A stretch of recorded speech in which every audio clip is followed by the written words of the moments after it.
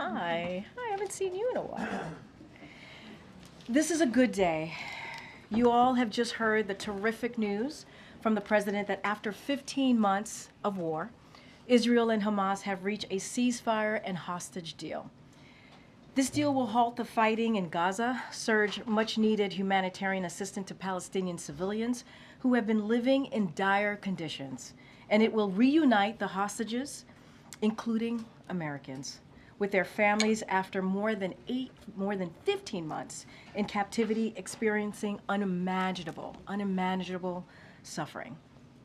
Over the past few days, President Biden spoke with the leaders of Israel, Qatar, and Egypt to continue to push negotiations forward and reach the resolution we announced today. The process has been steered out of the West Wing at the direction of the President by National Security Advisor Jake Sullivan and driven to completion through relentless diplomacy by Middle East Coordinator Brett McGurk, who has been actively negotiating day and night in Doha. I will note that Brett is currently in meetings with foreign leaders, and when he emerges, the National Security Council is going to host a background call to answer more of your questions. Secretary Blinken, Director Burns have traveled regularly to the region in recent months and throughout the past year and been in close touch with the key players in the region to advance negotiations forward. President Biden has also directed his team to work closely with the incoming administration to ensure all spoke with one voice on the need to secure a deal. As the president said, we have reached this point because of the pressure Israel has put on Hamas while with the backing of the United States. Sinwar was killed. Iran's attacks against Israel failed thanks to the support from the United States. We have built a coalition of nations to defend against Houthi attacks. We negotiated a ceasefire after Hezbollah was significantly weakened, and Iran is weaker today than it has been in decades. These developments, which the United States helped shape, have created new conditions in the region, conditions that have led to the outcome we are seeing today. Today, even as we welcome this news, we remember all of the families whose loved ones were killed in Hamas's horrific October 7th attack, and the many innocent people who have been killed in the war that followed. It is long time for the fighting to end and the work of building peace and security to begin. The families of the American hostages are at the forefront of our hearts and minds today. They have been through a terrible ordeal that I cannot begin to imagine. Under this deal, President Biden is determined to finally bring their loved ones home. Now, again, Brett McGurk is the best equipped to answer the specific implementation questions, as he has been directly involved in extensive negotiations, obviously on the ground. In the meantime, we wanted to come out here to speak to the news and also answer any other questions that you may all have. But before I even move forward to taking your questions, I want to do one of those, as a former senator, now President Biden would say, a point of personal privilege here. Today is the 537th briefing of the Biden-Harris administration. This is my 306th briefing and the final briefing of the administration. Before I get to all your questions, I just want to say a few things and also just give out a few thank yous, if that's okay. So we had the first briefing of this administration on Inauguration Day because President Joe Biden wanted to make clear the importance of daily press briefings and the vital role that the press plays in our democracy. President Biden believed in returning the norm of regular briefings and communicating to all of you and the American people about what we are doing and why it was important. The President and all of us in this administration understand that a free press is a cornerstone of our nation, and that the job you do questioning leaders and holding the powerful accountable is important. And as I said during my first briefing when I took over this role, we might not see eye to eye here in this room all of the time, and that is okay. The give and take that happens here is incredibly healthy, and it is part of our democracy. I have been honored to partake in it with all of you. Well, most of the time I've been honored to take it. But in all seriousness, I also said at the first briefing, I would not be here today if it were not for generations of barrier-breaking people before me. I have stood on their shoulders. I benefit from their sacrifices. I have learned excellence, and I am eternally grateful to them.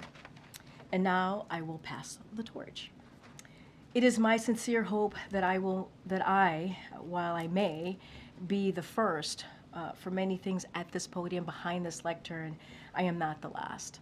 I hope my presence at this podium has served as inspiration to many young girls out there who look at me and look at this job and look at what we've been able to do and have a similar background as me.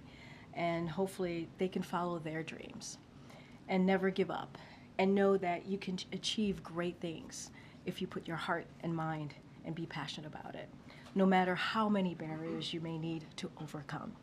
Progress is not always a straight line, but we all must do our part. In the words of Dr. Martin Luther King Jr., whose birthday is indeed today, bend it towards justice and pay it forward. I hope that, and I and many barrier-breaking colleagues in this administration have played a small role in doing just that. Standing here and having served in this role for this administration and this president has truly been the honor of a lifetime, one I am grateful for and I will never forget. But it is a job I could never have done alone. And so finally, I do want to say a few thank yous to a few people in this room that I've gotten the pleasure to work with. I want to start off by thanking the best team in the business: Emily, Andrew, Kelly, Robin, Angelo, Jeremy, Sonia, Chloe, Jacob, Chris. You are simply the best. And thank you so much for having my back and doing this job and having the president's back and doing it so well. Truly the best. You work tirelessly, passionately, and with utmost professionalism.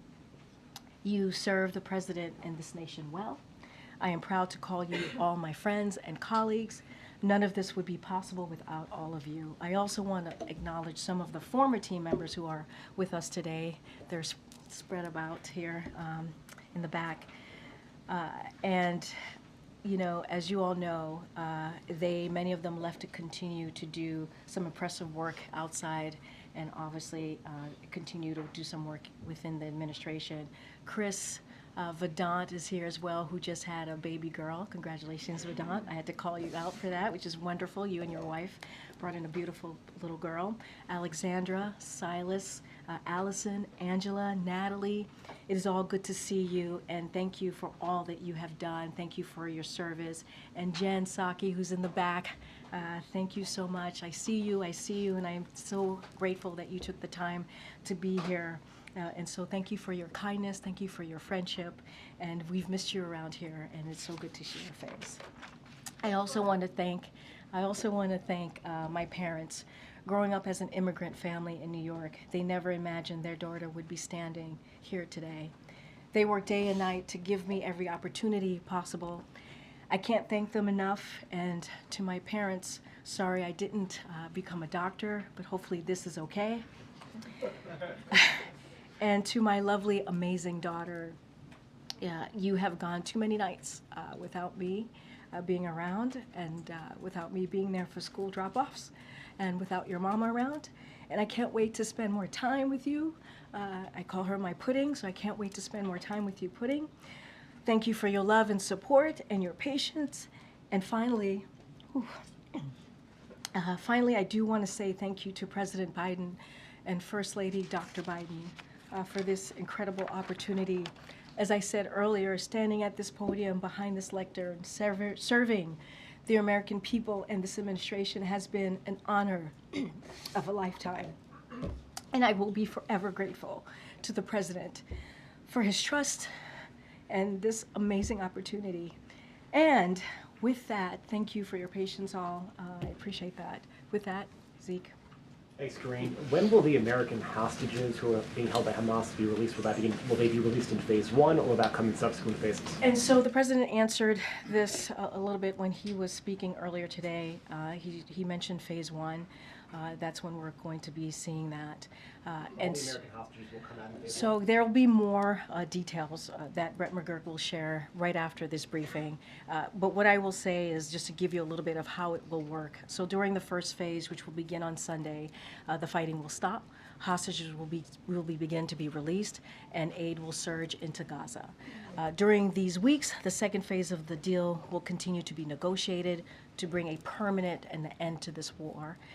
If negotiations take longer than 6 weeks, the ceasefire will continue to hold as long as negotiations continue. This deal was developed by the president and his team about 8 months ago, back in May. You heard the president talk about that. So this was the framework. And once he was able to put out the framework, it was endorsed by the world. And so we are certainly, as the president started off in his remarks to the American people, to all of you as well, this is a good day. This is a good day. This is a good step forward. And so Brett McGurk, after this briefing, will have a call to give more details of how this is going to move forward. But again, this is a very good step forward. And then, as we mentioned, the president announced this framework back in May of last year, a deal has been reached 5 days before this administration's term ends. It will go into effect a day before the next president is sworn in. Is it clear, does the president want to give some credit to his successor, and that there's a forcing mechanism by that transition is helping push this deal towards the finish line? So a couple of things, and you said this in your question to me. This is a framework that the president put forth about 8 months ago, back in May. Again, it was endorsed by the world when he put out this framework. His team has worked, because of the direction of the president, obviously, has worked 24/7, night and day, to get this done. You're going to hear directly from Brett McGurk, who's been on the ground, who's been in Doha at the direction of the president, obviously, with the leadership of National Security Advisor Jake Sullivan. And what we see this day as, this is a good day. This is a good day. Hostages are going to be able to go home, including American hostages, to their families. And after, 15 months since Hamas did something so unimaginable, launched an attack that was so dreadful. We lost so many lives because of that attack on October 7th, and we have been working around the clock to get this done. And so that's how we look at it. We're going to continue. We're going to continue to speak with the Trump transition. You heard even from National Security Advisor Jake Sullivan on Monday talk about how they have been coordinating with the Trump team, keeping them abreast, having regular conversations with them about this. And now we understand that this is going to be implemented by the next team.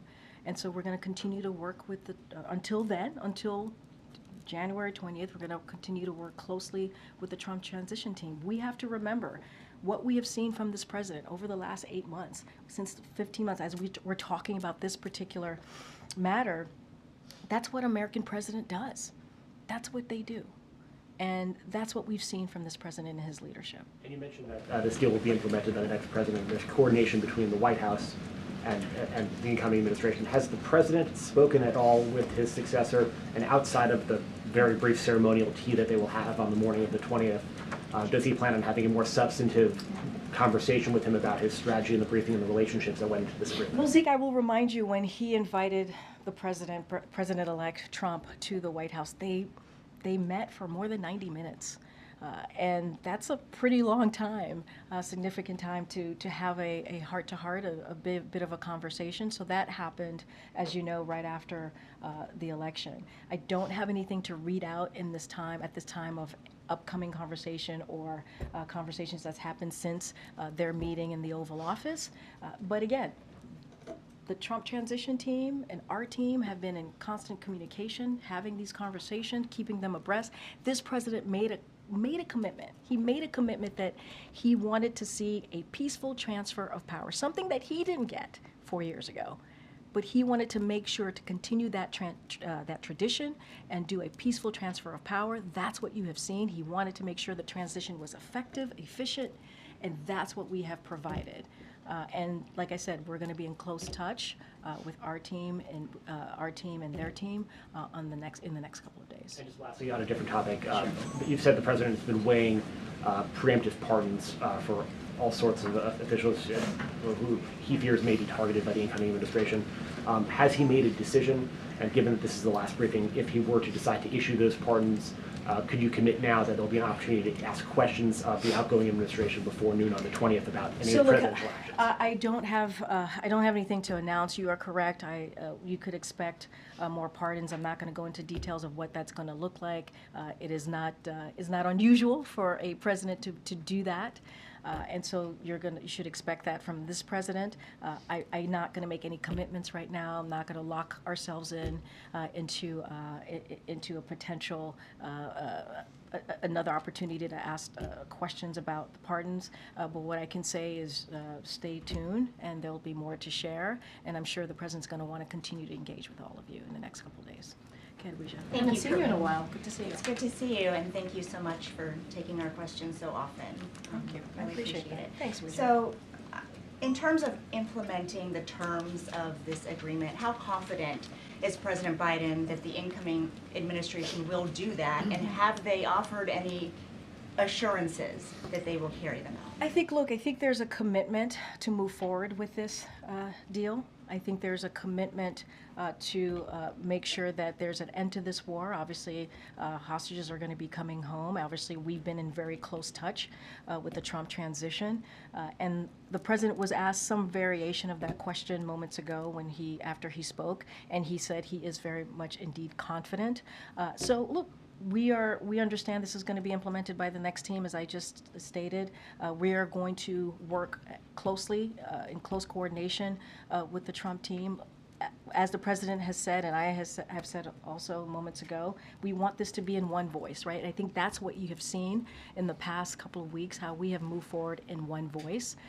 And this is what's important for the hostages, to get them home, to make sure that we're getting that humanitarian aid into Gaza, and to ending this war that has taken a lot of innocent lives. And so that is the commitment. That is the commitment that you can see from us, and that's what the president believes, that he is confident in how we're going to move forward. Tonight, President Biden is going to be delivering a farewell address. Ahead of that speech, we got a long list of what he views as his greatest accomplishments. Yeah. Over 100 pages, I believe, right? Did you have every word? We have every word. Can you talk about what he thinks his greatest failures are, and whether he will address those tonight to the American public? So look, this is an important moment for the president. He has been working on the speech, because obviously these are farewell remarks, but he is obviously going to be talking directly to the American people. It is not going to be partisan. This is something that, and not just forget, it's not just about the last 4 years of his administration. He is stepping down from his career, right? More than 50 years of public service that this president has done as senator, as vice president, as president. So you can imagine the president has a lot to say, a lot of thoughts that he wants to share, really touch on the moment that we're in right now. And so that's what you're going to hear from the president. What he wants to do, obviously, is also be positive, talk about what we have been able to do. This is a president that speaks about possibilities and how he sees this country moving forward. And so that's what I could speak to. I'm not going to get ahead of what specifically what the president's going to say. I'm not going to go into line by line, but I can say, and I'd love to say that from here, is stay tuned, and I will leave it there. And then finally for you, because you've clearly reflected on your role as press secretary, is there anything you wish you had done or said differently during your time? Well, I will have a lot of time to reflect, right? You're not going to catch me up here, Alicia, today, but I will have a lot of time to reflect on my time here. As you know, this is, and I think you've gotten to know a few press secretaries during your career, this is a job that's nonstop.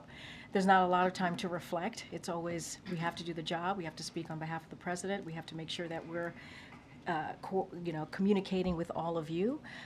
But what I can say with full heart is that this has been an honor and a privilege to do this job, and I have done it to my best of abilities on behalf of this president, and the best job that I will ever have. I truly believe that. Thank you. Again, Mary. Thank you, Karine. You and the president have stressed that this is the framework that he put forward last spring, but the president also made clear it was important to him to work with the incoming administration, that they be speaking in as one team, as he put it. Even the Qatari prime minister, in his remarks, personally thanked Steve Witkoff, the incoming administration's Middle East envoy. So do Donald Trump and his team deserve any credit for this? I mean, look, everyone is going to want some credit. Everybody's going to want some credit. Get that?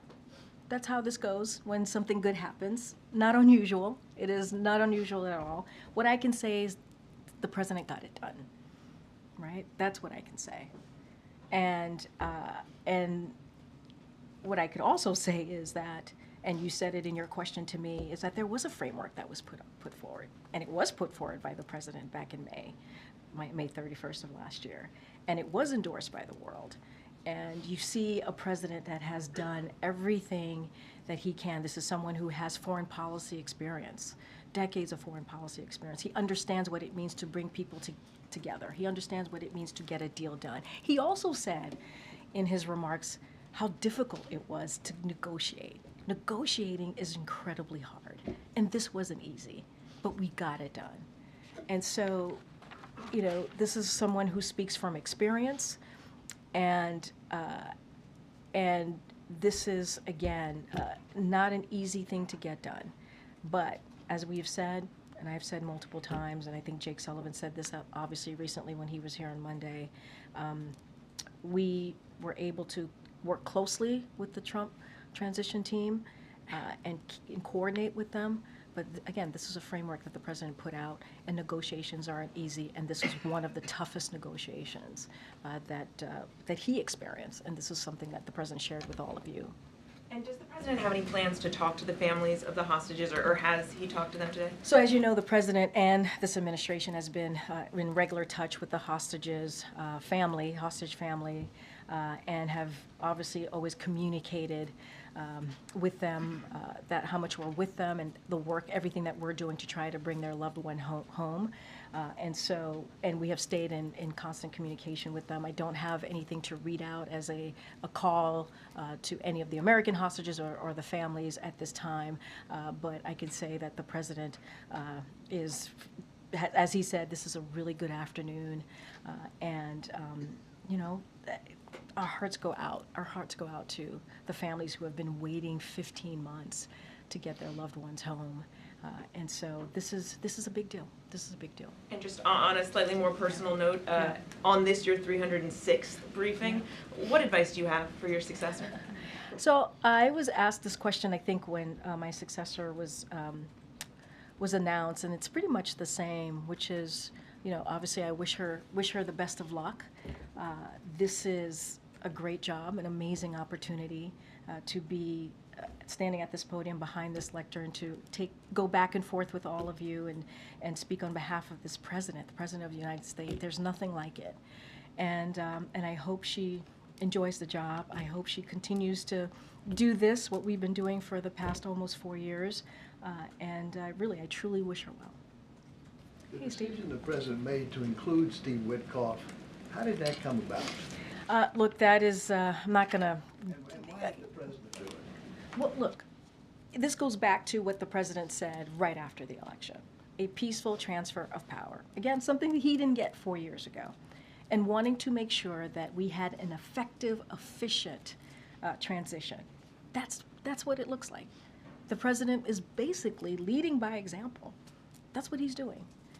This is a president who understands norms, who understands institutions, and understands how important that is. And he wanted to respect the outcome of the election, the will of the people.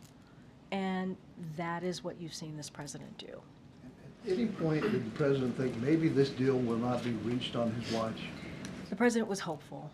He was optimistic. This is, as you know, I think you know this, Steve, this is a president that tends to be optimistic and hopeful, but not just that, does the work, leans in, has the experience to get things done, which is what we saw from this president today. I think this is a great example of that. And, you know, he never gave up hope. Never gave up hope. And to your point, until the last minute, and we were able to get this done. Thank you, Karine.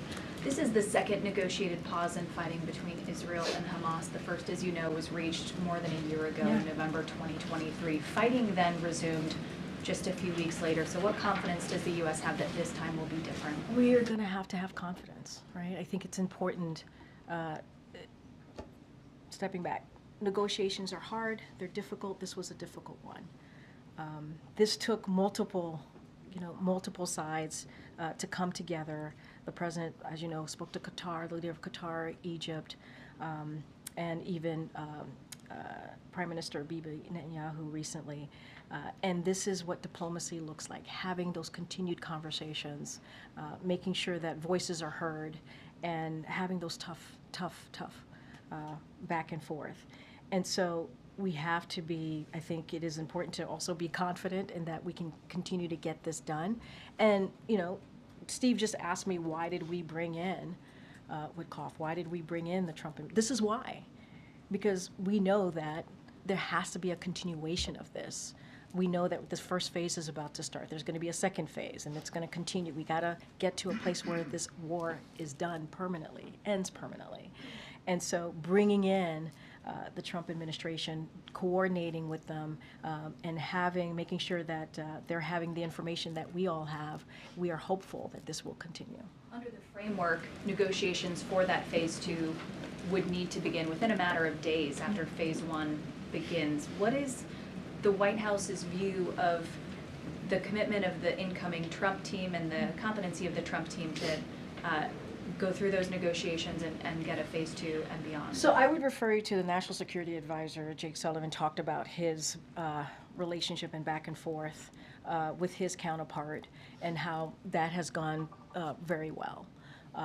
And so I think that's a good sign of how this is going to certainly move forward. Again, we have been in close coordination with their team, and we're going to continue to do that. We're going to continue to talk through with them on the next steps, and we're going to and what you have seen, really, what you have seen in the past, certainly couple of days, couple of weeks, is one voice coming together in one voice to get this deal done.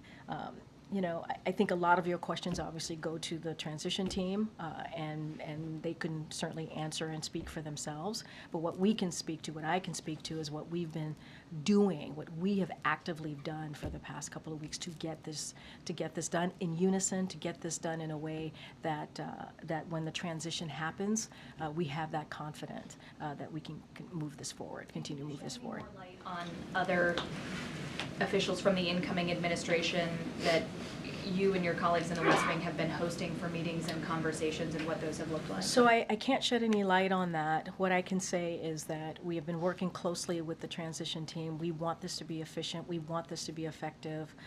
We are doing this. The president wants to do this on behalf of the American people, and that's what you can count on. I'm not going to list out names of folks who we've been talking to. And just finally, Karine, a new CNN poll that's out this morning shows that just 36% of U.S. adults say they approve of the way that Biden has handled the presidency. To what do you attribute that?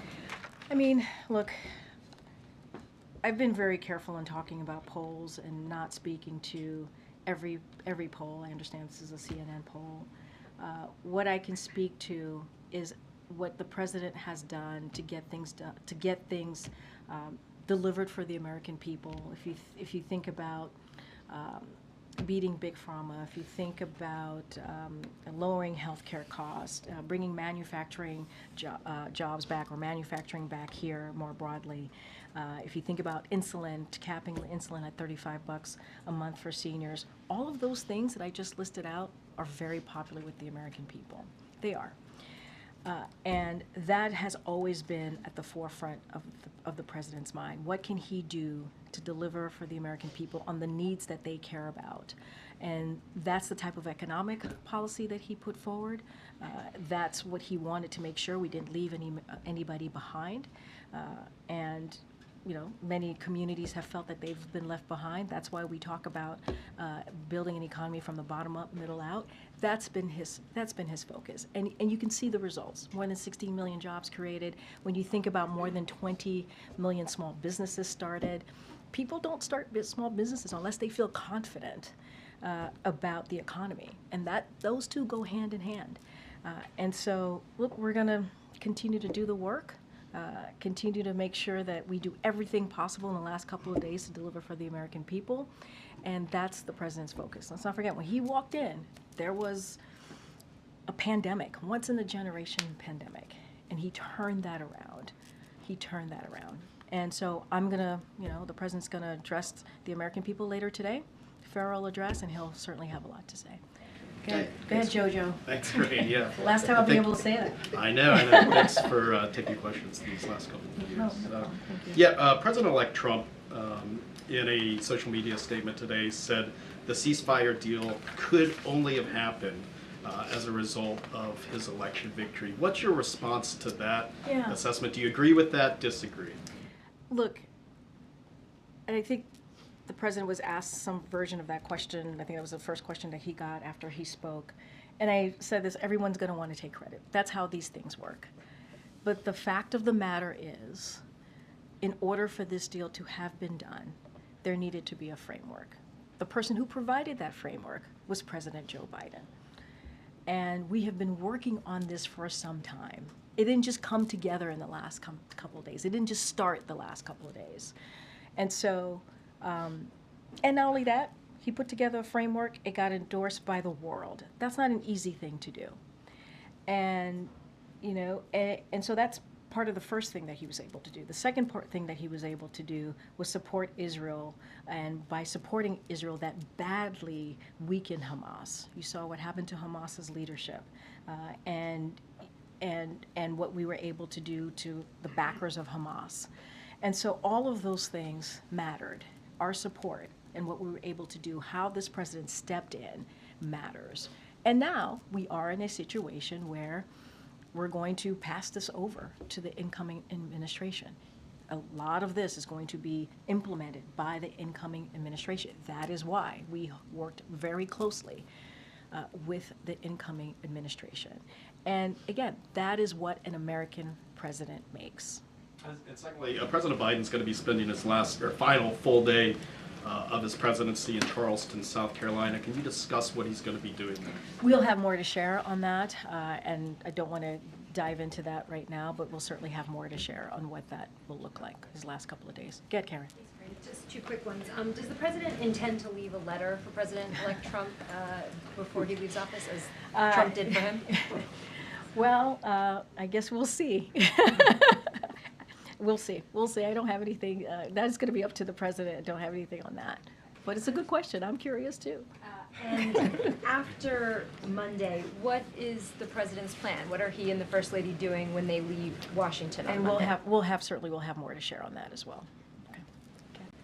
Thank you for serving as press secretary and answering our questions for the last couple of years. A couple quick ones just to clarify some things, probably yes or no. I know you have no readout of any calls between President Biden and President-elect Trump.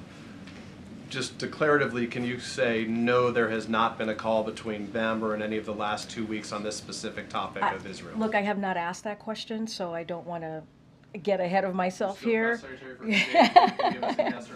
You always give me homework, Peter. Every time I come, you always tell me, can you come back and tell? Okay. 24/7, yeah. If I can ask you briefly about tonight's address, if you can take us into that room. Yeah. Who is going to be in attendance? I trust the First Lady. Will family members be there? Who else will be there? And is there anything else surrounding it? It's a very good question. We'll have more color for you later on in the evening. What I can say is the president is certainly very much looking forward to this moment, speaking directly to the American people. It's not every day you get to do an Oval Address. He gets to do another Oval Address, obviously his last one, in prime time. And so we will certainly have more color of who's going to be in the room and what that will look like as we get closer. And then last question, I'll leave it to my colleagues, is it's tradition that at the end of the year the president would do a news conference in advance of departure. The president would take questions on a variety of different topics.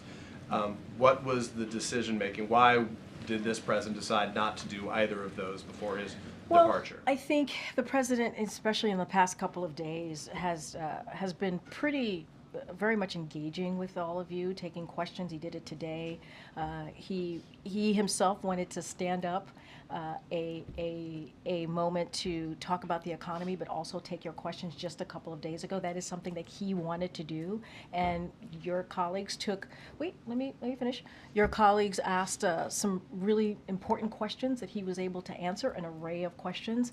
And what I can say is I don't have anything to preview at this time, but certainly he's going to continue to engage with all of you, and you know, we have been. You know, he's been very much involved in going back and forth with all of you in the past couple of days, and that is something that he wanted to make sure that he did that. Were there any concerns about his public performance in a setting like that? Well, I mean, I think the issue that I have with that question, Peter, is that he literally did a press conference with all of you days ago with some of your colleagues, Right, and took candidly, multiple. That's different, you know, than an hour-long press conference. That's why I asked the I question. mean, look, but he took questions. He took questions on an array of issues, went back and forth, and he took questions today. He's been pretty consistent over the past couple of days in doing that. And that shows his performance, that those are questions that he doesn't know what you guys are going to ask, and he takes them and he answers them, and I think that is something that is important to him. This goes back to the freedom of the press, understanding how important you all are to our democracy, and understanding how having that continuation of a back and forth, even when we don't agree, is important. And so I'm pretty sure you all will continue to hear from him in the last couple of days of his administration, and he certainly looks forward to it. Karine, we're sort of dancing around who gets to take credit for this deal.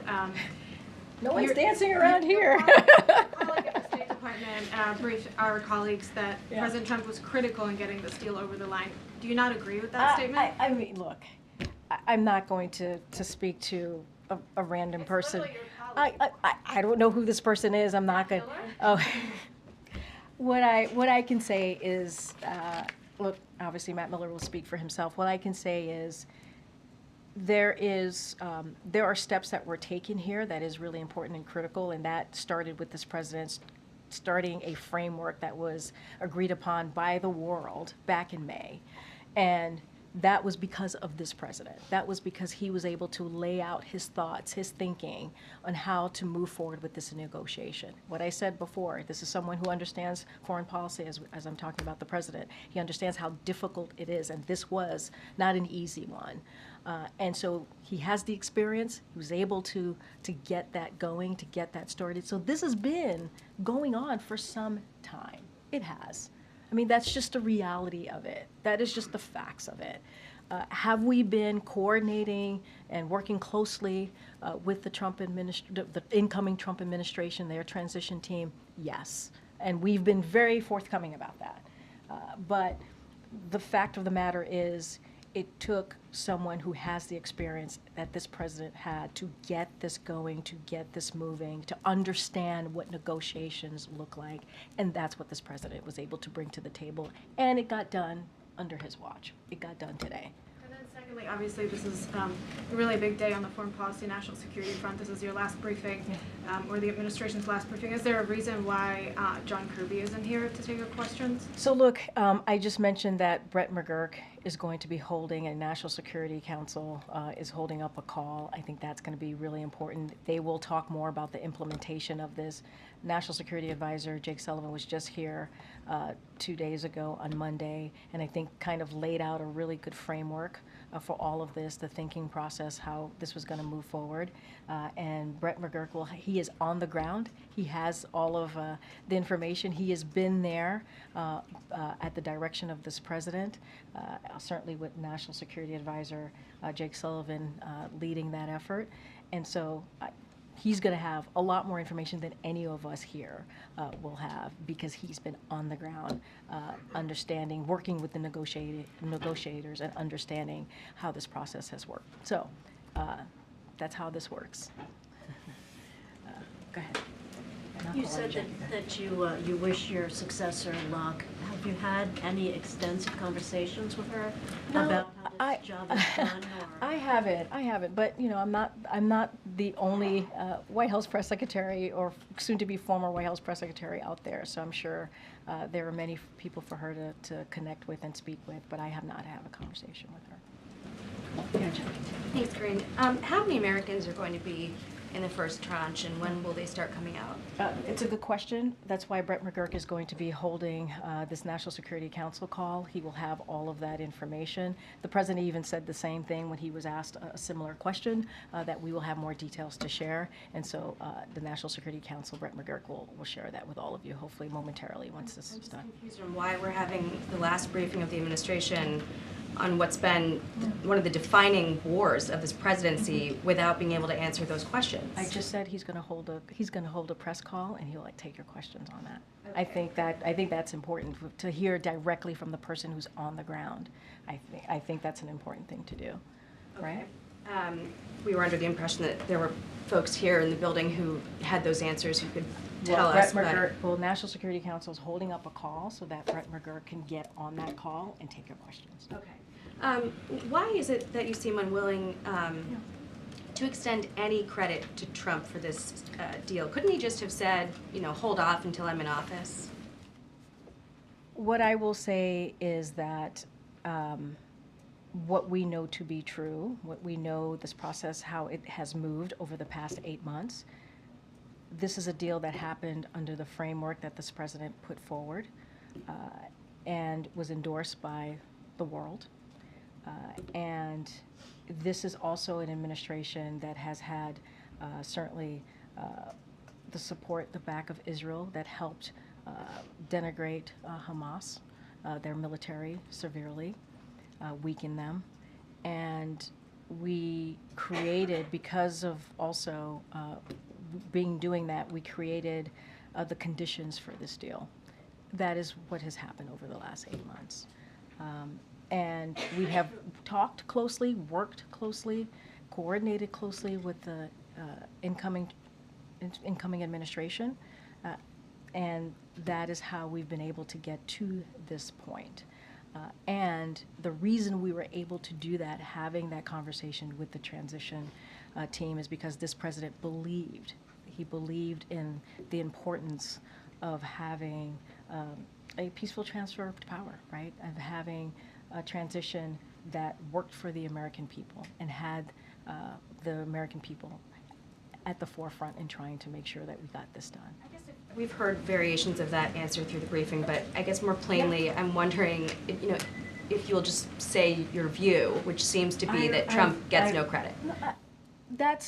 I've shared my view. I don't have anything else to share. I've shared how we got to this point. The president shared that moments ago. He laid out in very succinct way on how we got to this point. I've talked about Brett McGurk, who's on the ground talking to negotiators, has been there working at the direction of this president, the leadership, obviously, of the National Security Advisor. This has been something that has been in the works for months, way before November. That is just how this has worked. I'm not here to talk about the transition. I'm not here to talk about who gets credit, not get credit. I'm here to talk about what this president has been able to do. And here's what is also incredibly important here. We're going to get hostages who are going to go home to their family. After 15 months of, I don't even want to think the horror that they have gone through. I can't even imagine it. And I think that matters.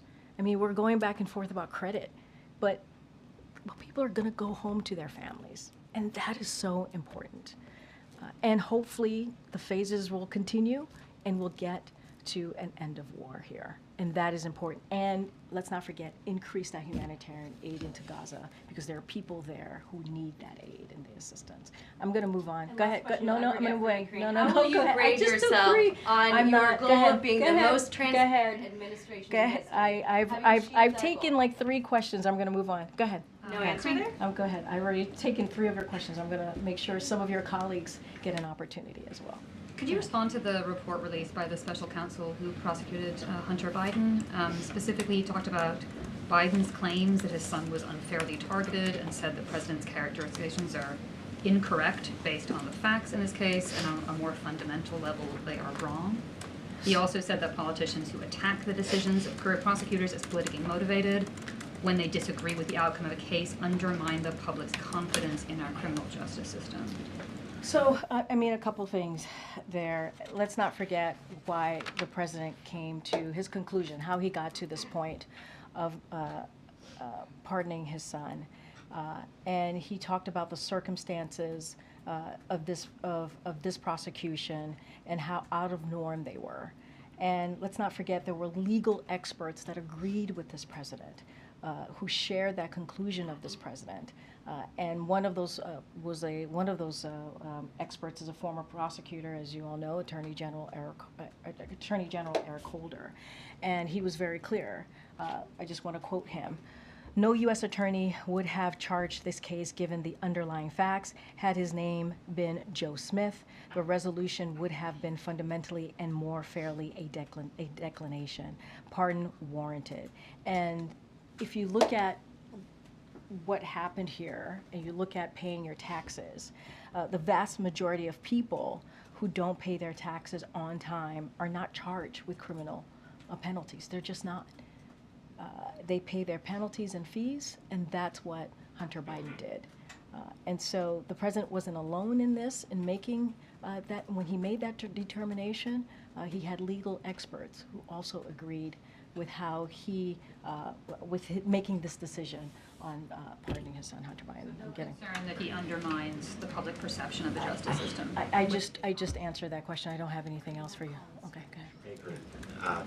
Thanks. I know that you said you don't have details on what the president will be doing on Sunday, but can you expound on why he chose to spend, his last day in office in South Carolina? We'll have more to share. I don't want to get ahead of that. We'll have more to share. And why South Carolina?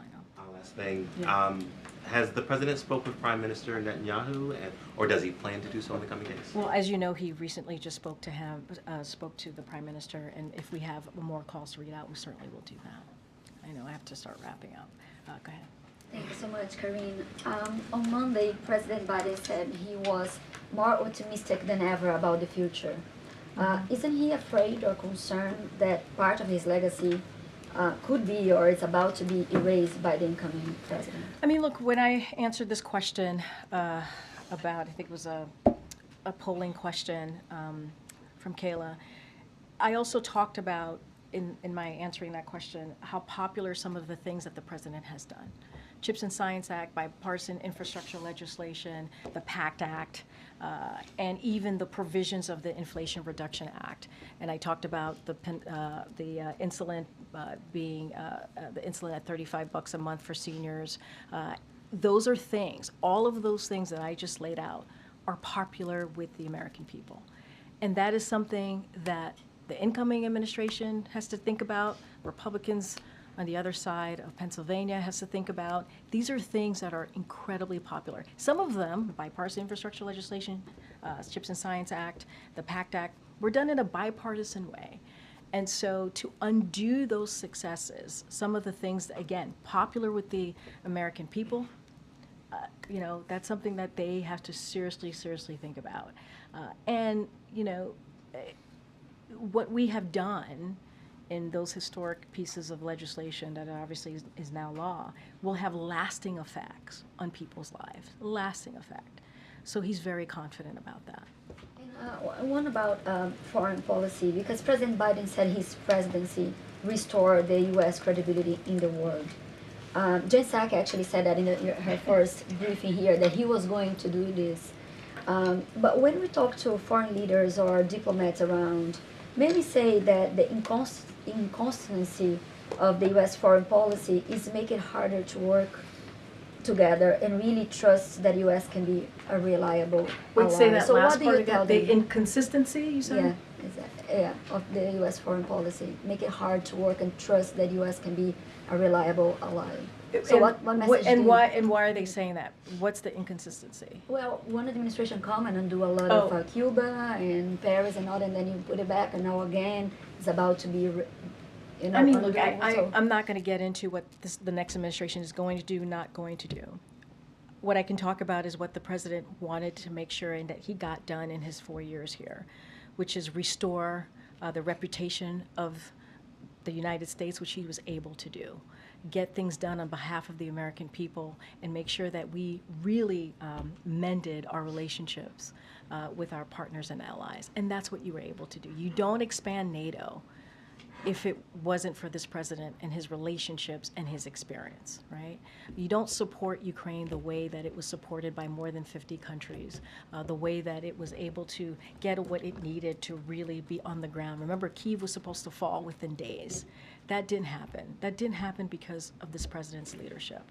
I'm not going to get into what the next president's going to do or not do. And let's not forget today. Today was a big day in the foreign policy space to get this hostage deal done. Hostages are going to go home. We're going to be able to get humanitarian aid surged into Gaza. And we're hopefully going to end this war. And that is incredibly important. All right, guys, I have to go. Thank you. Yep. Have you been in touch with Caroline yet?